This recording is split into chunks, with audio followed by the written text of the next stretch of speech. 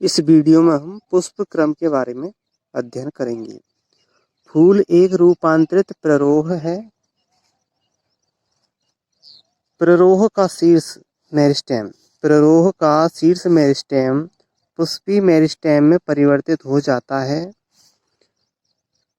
और पोरियल लंबाई में नहीं बढ़ती, अक्ष दबकर रह जाती है। गांठों पर क्रम के अनुसार पत्तियों की बजाय पुष्पीय उपांग निकलते हैं।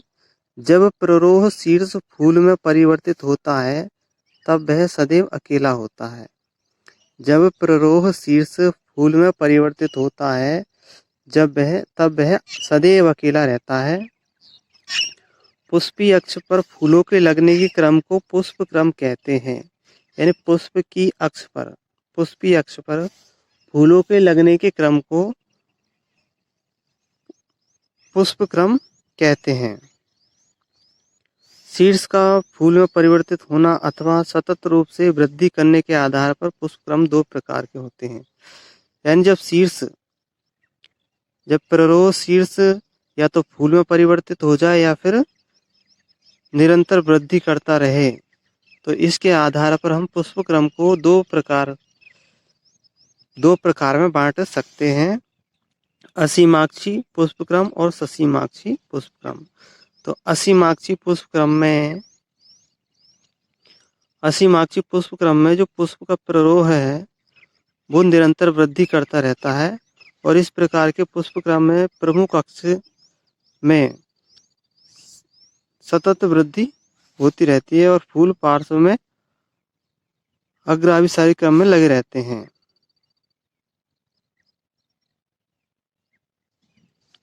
और जो फूल है वो अग्र अभिसारी क्रम में लगे रहते हैं। असीमाक्षी में इसमें प्ररोह असीमित रहती है, इसकी वृद्धि निरंतर होती रहती है। ससीमाक्षी पुष्प क्रम, और इस प्रकार के पुष्प क्रम में प्रमुख अक्ष के शीर्ष पर फूल लगता है, अर्थात जो मुख्य शीर्ष होता है वह पुष्प में परिवर्तित हो जाता है और इसलिए प्ररोह शीर्ष की वृद्धि रुक जाती है। इसमें लगने वाले फूल तलाभिसारी क्रम में लगते हैं। हम देख सकते हैं कि असीमाक्षी पुष्प क्रम में इसका जो प्ररोह है वो निरंतर वृद्धि करता रहता है। तो जो सबसे पुराना वाला पुष्प होगा वो सबसे नीचे होगा और नया वाला पुष्प सबसे ऊपर होगा। अब ये तो था हमारा असीमाक्षी पुष्प क्रम। और ससीमाक्षी पुष्प क्रम में जो सबसे पुराना वाला पुष्प है वो ऊपर होगा और सबसे नया वाला पुष्प नीचे होगा, यानी तलाभिसारी क्रम में होता है। सबसे पहले प्ररोह शीर्ष से पुष्प परिवर्तित हो गई, इसके आधार से कलियां निकली और फिर जो कलियां है ये भी क्या प्ररोह में पुष्प में परिवर्तित हो गया, फिर इसके आधार से फिर कलियां निकलेंगी, ये कलियां फिर पुष्प में परिवर्तित होंगी, फिर इनके आधार से इसी तरह से ही तलाभिसारी क्रम में पुष्प लगे रहते हैं ससीमाक्षी पुष्प क्रम में। अब हम देखते हैं पुष्प। तो पुष्प एंजियोस्पर्म में एक बहुत महत्वपूर्ण ध्यान को आकर्षित करने वाली संरचना है। यह एक रूपांतरित प्ररोह है जो लैंगिक जनन के लिए रूपांतरित होती है। एक प्रारूपिक पुष्प में विभिन्न प्रकार के विन्यास होते हैं जो क्रम के अनुसार फूले हुए पुष्पावृंत, जिसे पुष्पासन कहते हैं। यानी कि निश्चित क्रम में फूले हुए पुष्पावृंत, जिसको हम पुष्पासन कहते हैं, पुष्पासन पर विन्यासित रहते हैं। फूल के विभिन्न प्रकार के विन्यास होते हैं और पुष्प के अंग होते हैं जो पुष्पासन पर विन्यासित रहते हैं। ये पुष्प के अंग है कैल्किस, कोरोला, पुमंग और जायंग। इनको दल, पुमंग और जायंग कहते हैं। कैल्किस तथा कोरोला सहायक अंग है, जबकि पुमंग और जायंग लैंगिक अंग है। तो कैल्किस और कोरोला सहायक अंग है और पुमंग तथा जायंग लैंगिक अंग है। कुछ फूलों जैसे कि प्याज में कैल्किस और कोरोला दोनों में कोई अंतर नहीं होता। इन्हें परिदलपुंज कहते हैं, यानी कि पेरियंथ कहते हैं। तो पेरियंथ में दल और महादल दोनों एक ही जैसे होते हैं। जब फूल में पुंकेसर तथा पुंकेसर तथा जायंग दोनों ही होते हैं। जब फूल में पुंकेसर और जायंग दोनों एक ही पौधे पर होते हैं तो ऐसे पौधे को हम अ, ऐसे फूल को हम द्विलिंगी अथवा उभयलिंगी पुष्प कहते हैं। और जब फूल में केवल एक ही प्रकार का पुंकेसर हो या फिर अंडप हो, एक ही हो, तो उसे हम एक लिंगी पुष्प कहते हैं। अब हम देखते हैं सममिति, फूल में सममिति।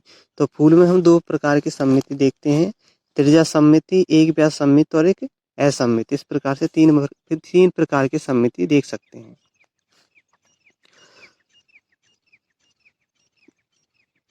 जब किसी फूल को दो बराबर भागों में विभक्त किया जा सके तब उसे हम त्रिज्या सममित कहते हैं। यानी किसी भी अक्ष से यानी किसी तल से उसको विभाजित करें तो वह विभाजित हो जाता है दो बराबर भागों में, तो उसको हम त्रिज्या सममित या अरीय सममिति कहते हैं। एग्जाम्पल है अरीय सममिति के सरसों, धतूरा, मिर्च। और जब फूल को केवल एक विशेष ऊर्ध्वाधर समतल से दो समान भागों में विभक्त किया जाए तो उसे हम एक व्यास सममित कहते हैं। जब फूल को केवल एक विशेष ऊर्ध्वाधर समतल से दो समान भागों में बांट दे तो उसे हम एक व्यास सममित कहते हैं। और एक व्यास सममित लेग्युमिनेसी कुल में पाई जाती है, जैसे मटर, गुलमोहर, सेम और केसिया। और जब कोई फूल किसी बीच से किसी भी ऊर्ध्वाधर समतल से दो समान भागों में विभक्त नहीं हो सके, अर्थात कोई सा भी तल उसे नहीं काट सके दो बराबर भागों में, तो ऐसे फूलों को हम असममित या अनियमित फूल कहते हैं। और इसका उदाहरण एक है कैन। तो कैन के पुष्प में असममिति पाई जाती है। अब हम देखते हैं पुष्प त्रितयी, चतुष्टयी अथवा पंचतयी हो सकते हैं। यानी पुष्प के उपांगों की संख्या के गुणन के आधार पर पुष्प 3, 4 अथवा 5 तयी हो सकते हैं। जिस पुष्प में सहपत्र होते हैं यानी पुष्प वृंत के आधार पर छोटी छोटी पत्तियां पाई जाती है, ऐसे पुष्पों को हम सहपत्री पुष्प कहते हैं। और जिनमें सहपत्र नहीं होते उनको सहपत्र हीन कहते हैं। अब हम पुष्प को जायंग की स्थिति के आधार पर भी बांट सकते हैं। पुष्प वृंत पर कैलकिस, कैरोला, पुमंग तथा अंडाशय की सापेक्ष स्थिति के आधार पर पुष्प को हम तीन भागों में बांट सकते हैं, तीन प्रकार के कर सकते हैं। अधोजायंगता, जिसको हम हाइपोगाइनस कहते हैं, परिजायंगता, पेरिगाइनस, अधिजायंगता यानी एपिगाइनस कहते हैं। तो अधिजायंगता को एपिगाइनस कहते हैं। पुष्प वृंत पर कैलकिस, कैरोला, पुमंग तथा अंडाशय, जिसको हम जायंग भी कहते हैं, अंडाशय को जायंग कहते हैं, की सापेक्ष स्थिति के आधार पर पुष्प को तीन प्रकार में बांट सकते हैं। अधोजायंगता को बोलते हैं हाइपोगाइनस। तो हम देखते हैं कि जायंगता का मतलब होता है मादा अंग और अधो का मतलब होता है सबसे ऊपर, मादा अंग का सबसे ऊपर होना। उसी तरह से हाइपोगाइनस, हाइपो का मतलब होता है सबसे ऊपर और गाइनस का मतलब होता है भूमन, यानी कि मादा अंग का भूमन का सबसे ऊपर होना। हाइपो का मतलब होता है सबसे ऊपर। तो अधोजायंगता हाइपोगाइनस ही कहते हैं, परिजायंगता पेरिगाइनस और अधिजायंगता का एपिगाइनस। तो अधि का मतलब होता है सबसे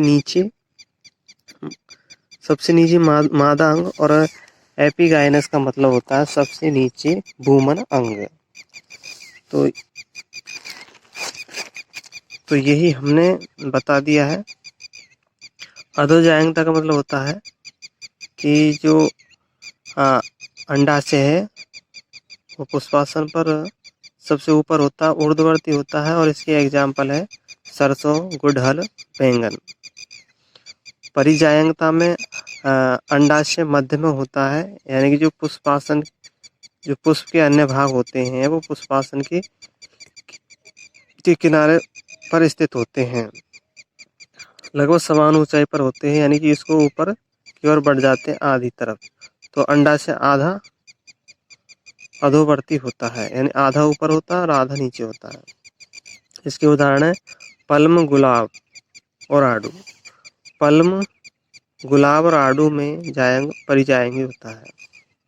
और अधिजायंगता, अधिजायंगता में पुष्पासन के किनारे ऊपर की ओर वृद्धि कर जाते हैं, यानी जो पुष्पासन है उसके किनारे ऊपर की ओर वृद्धि कर जाते हैं, जिससे पुष्प के अन्य भाग अंडाशय को छोड़ करके पुष्प के अन्य भाग अंडाशय को पूरी तरह से घेर लेते हैं और इससे संलग्न हो जाते हैं। फूल के अन्य भागों का अंडाशय के ऊपर उगते हैं, इसलिए अंडाशय तो अधिवर्ती हो जाता है, यानी अंडाशय सबसे नीचे रह जाता है और अंडाशय के अन्य भाग ऊपर पहुंच जाते हैं।